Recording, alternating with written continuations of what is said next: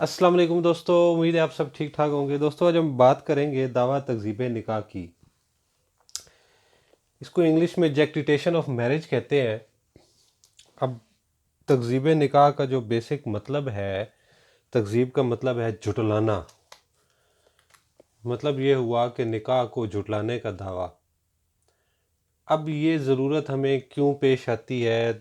दावा तकज़ीब निकाह बेसिकली दायर कब होता है, कौन दायर कर सकता है, कौन सी अदालत सुनेगी, इन सब चीज़ों पे आज हम बात करेंगे। तो सबसे पहले हम बात कर लेते हैं इस पॉइंट पे कि दावा तकज़ीब निकाह है क्या। दोस्तों जब भी कोई शख्स वो ये दावा करे या वो ऐलान करे कि कोई शख्स उसकी बीवी है, या कोई औरत ये दावा करे या ऐलान करे कि कोई शख्स उसका खामिंद है, तो जबकि हकीकत में उनका ऐसा कोई रिलेशनशिप ना हो, तो उस वक्त ये ज़रूरत पेश आती है दावा तकज़ीब निकाह की, जहाँ पे सिरे से निकाह को जुड़ला दिया जाता है, तकज़ीब कर दी जाती है।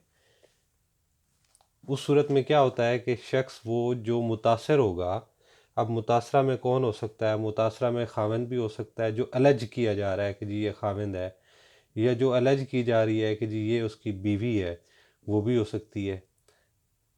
तो ये इनमें से कोई भी शख्स वो कोर्ट में जाके तो ये क्लेम कर सकता है कि जी वो फ़लाँ शख्स जो मेरे ख़िलाफ़ ये दावा कर रहा है कि जी मैं उसका खामिद हूँ, वो झूठा है। हकीकत में हमारा ऐसा कोई रिलेशनशिप नहीं है। तो वो बिल्कुल इसका इनकार कर देगा कोर्ट में जाके कि जी हमारा कोई ऐसा रिलेशनशिप नहीं है, तो अदालत इस पे डिसीजन कर दे। अब ये इसकी बेसिकली वजह होती है। अब लोग ऐसा करते क्यों हैं? सबसे पहला जो आता है, वो कुछ केसेस तो ऐसे भी आते हैं जहाँ पे ब्लैकमेलिंग होती है। सिंपल ब्लैकमेलिंग की वजह से लोग करते हैं। दूसरा होती है कि जी विरासत में हिस्सेदार बनने के लिए, विरासत की वजह से कर देते हैं, या कोई और भी उनका इशू हो सकता है। कोई कोई भी रीज़न हो, इशू उसमें हम लिमिटेड नहीं कर सकते, कोई इशू हो सकता है। तो किसी भी सूरत में जब ये ज़रूरत पेश आती है, कोई शख्स ये झूठा दावा कर रहा है कि जी फ़लाँ शख्स उसकी बीवी या खाविंद है, तो ये दावा तकज़ीब निकाह दायर किया जाएगा, जिसमें कोर्ट से ये रिलीफ मांगा जाएगा कि जी वो ये ऐलान करता फिर रहा है, तो आप ये डिसीजन दे दें कि जी हमारा मेरा और उसका कोई निकाह नहीं हुआ हुआ। डेफिनेटली ये केस जो है वो फैमिली कोर्ट सुनेगी। अगर हम इस पे जुरिस्डिक्शन पे आ जाते हैं, तो फैमिली कोर्ट के पास इख्तियार समाअत है। अदालत इसका मुकम्मल ट्रायल करेगी। फैमिली से रिलेटेड जितने भी केस होते हैं वो फैमिली कोर्ट में ही चलते हैं। अब नेक्स्ट हम इस पे बात कर लेते हैं कि जो दावा है वो दायर कब होगा। दोस्तों इसकी कोई ऐसा सच म्याद नहीं है। अगर हम कहें कि इसकी म्याद, तो ऐसी कोई म्याद इसकी नहीं है। जब भी आपको ज़रूरत पड़ती है या किसी शख्स को भी ज़रूरत पड़ती है तकज़ीब करने की, दावे की, तो ये उसी वक्त दायर हो सकता है। कॉज ऑफ एक्शन पे डिपेंड करता है।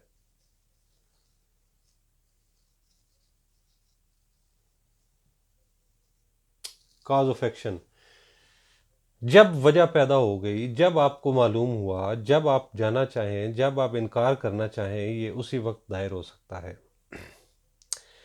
अच्छा, इसमें एक सूरत और आ सकती है कि मिसाल के तौर पे दो मर्द और औरत जो हैं वो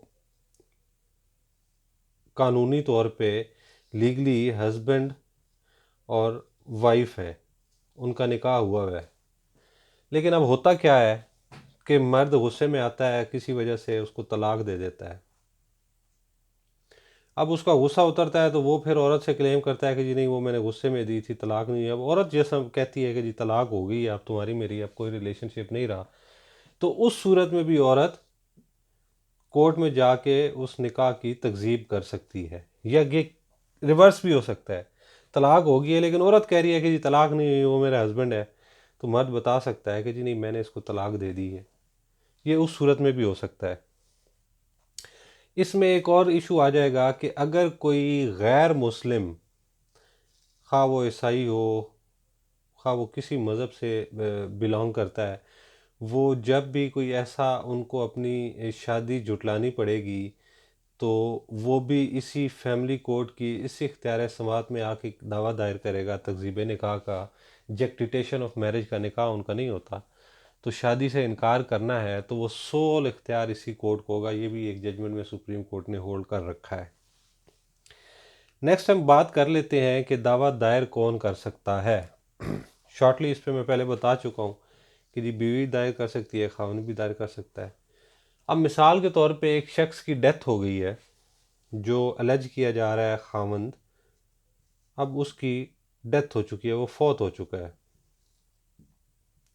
अब पीछे खातून उठी और उसने ये ऐलान कर दिया कि ये जो शख्स, मिसाल के तौर पे इस शख्स का नाम रख लेते हैं हम असलम, ये जो शख्स है असलम वल्द फलां फलां, ये शख्स उसका खाविंद है।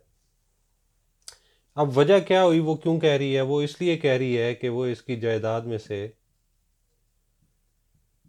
हिस्सा क्लेम कर रही है। ऐसे केसेस बहुत आते हैं, और वो जायदाद में ना सिर्फ अपना हिस्सा क्लेम करेगी बल्कि दो अपने बच्चे होंगे उसके, तो उसको भी कह देगी कि ये भी इसी के बच्चे हैं।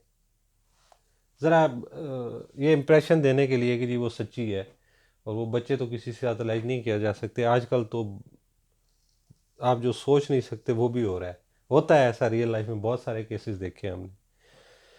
तो अब ये अलेज कर देगी। अब वो जो उसका खामिन जो अलेज कर रही है वो तो फौत हो चुका है, तो अब इस सूरत में क्या होगा, उसके जो वारसान होंगे वो भी ये दावा दायर कर सकते हैं। अब उसके वारसान ये दावा दायर करेंगे और कहेंगे कि जी ये हमारे जो वालिद था ये उसकी बीवी नहीं है, ये अपने वालिद के इस निकाह से की तकजीब करेंगे। उसके अलावा अगर कोई इसमें निकाह नामा या कोई मैरिज सर्टिफिकेट कुछ भी है तो उसकी कैंसिलेशन भी मांगी जा सकती है इसी अदालत से। जब अदालत ये होल्ड कर देगी कि जिनका निकाह नहीं हुआ था तो ये भी कैंसिलेशन उससे मांगी जा सकती है। अब ये साबित कैसे करना होगा? डेफिनेटली झूठे निकाह नामे तैयार कर लेते हैं लोग, झूठे गवाह तैयार कर लेते हैं, तो ये शहादत पे ही डिपेंड करता है।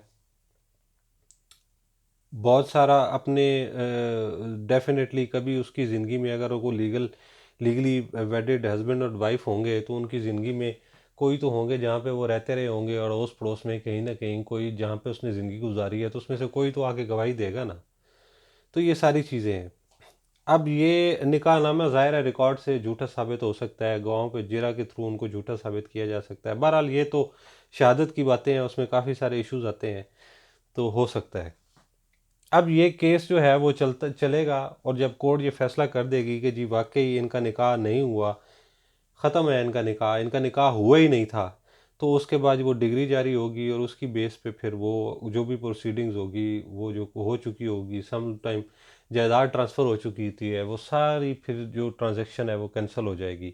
इस तरह भी हो सकता है कि जी एक मर्द के ख़िलाफ़ जैसे ये फ़ौत हो गया असलम, और इसके ख़िलाफ़ ये दावा आ गया, तो इसकी जो एक्चुअल बीवी है वो बीवी भी ये दावा दायर कर सकती है कि जी इसके साथ मेरे हस्बैंड का कोई रिलेशनशिप नहीं था और मैं उसकी अकेली बीवी थी। तो ये तकज़ीब की ज़रूरत उस वक्त पेश आती है जब झूठा दावा किया जाए, काफ़ी सारे इश्यूज़ होते हैं। उम्मीद है ये तकज़ीब निकाह का सारा सीन जो है वो आप दोस्तों को क्लियर हो गया होगा कि इसमें कोई ऐसा चीज़ रह नहीं गई। फिर भी अगर किसी दोस्त का कोई क्वेश्चन हो, कमेंट हो, सवाल हो, सुझाव हो तो ज़रूर लिखिए कमेंट सेक्शन में, मैं उसको आंसर करूँगा। मेरे साथ रहने का बहुत शुक्रिया। अल्लाह हाफ़िज़।